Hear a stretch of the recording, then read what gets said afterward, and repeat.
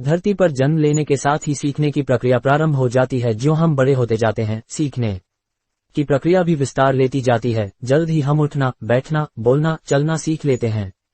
इस बड़े होने की प्रक्रिया के साथ ही कभी कभी हमारा अहंकार हमसे अधिक बड़ा हो जाता है और तब हम सीखना छोड़कर गलतियां करने लगते हैं। यह अहंकार हमारे विकास मार्ग को अवरुद्ध कर देता है। इस बात की चर्चा करते हुए मुझे एक वाकया याद आ रहा है जिसकी चर्चा यहाँ करना अच्छा होगा।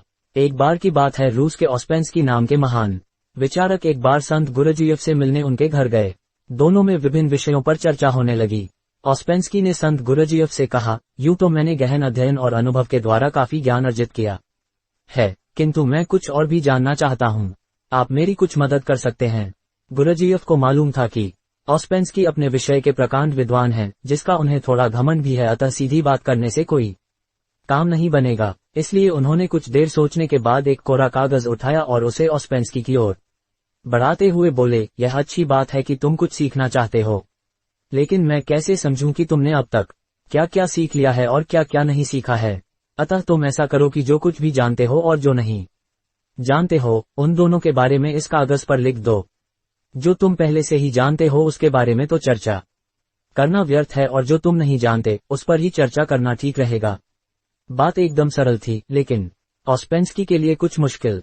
उनका ज्ञानी होने का अभिमान धूल धूसरित हो गया। ऑस्पेंस्की आत्मा और परमात्मा जैसे विषय के बारे में तो बहुत जानते थे, लेकिन तत्व स्वरूप और भेद अभेद के बारे में उन्होंने सोचा तक नहीं था। गुरुजीएफ की बात सुनकर वे सोच में पड़ गए। काफी देर सोचने के बाद भी जब उन्हें कुछ समझ में नहीं आया तो उन्होंने वह कोरा कागज ज्यों का त्यों गुरुजीएफ को थमा दिया और बोले, श्रीमान, मैं तो कुछ भी नहीं जानता, आज आपने मेरी आंखें खोल दी। ऑस्पेंस्की के विनम्रतापूर्वक कहे गए इन शब्दों से गुरुजीएफ बेहद प्रभावित हुए और बोले, ठीक है, अब तुमने जानने योग्य पहली बात जान ली है कि तुम कुछ नहीं जानते। यही ज्ञान की प्रथम सीढ़ी है। अब तुम्हें कुछ सिखाया और बताया जा सकता है, अर्थात खाली बर्तन को भरा जा सकता है, किंतु अहंकार से भरे बर्तन में बूंद भर ज्ञान भरना संभव नहीं।